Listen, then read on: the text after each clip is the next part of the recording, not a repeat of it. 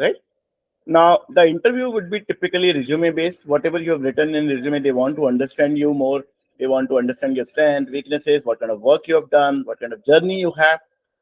They may ask some behavioral questions. For example, tell me a time when you led a team for achieving some objective. Tell me a time when you took an initiative. Tell me, talk about your achievement. So these are some of the examples of behavioral questions which they can ask.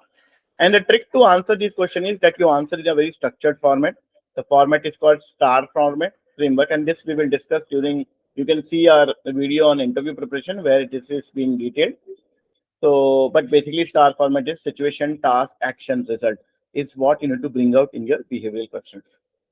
Situational question, it is a very typically asked question, is your team member is not listening to you, what will you do? So these are the kind of questions you can expect. Sometimes they can also ask a case interview where they will basically ask, for example, how can we increase our revenue by 30% in a year, in a couple of years? Or let's say it could be an hypothetical case like a telecom company is losing its profitability. What does this company do? So those kind of case interviews are asked.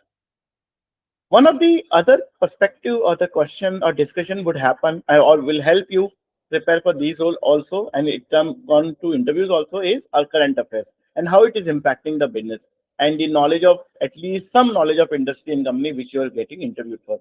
So current affairs about US economy, for example. So this is a link. I would request you to go through this link and read or go through these weekly updates of what's happening in, let's say, US economy, European economy, Indian economy, right? Why is the GDP growth in India? What are the risks in general in India and in other countries in terms of risk?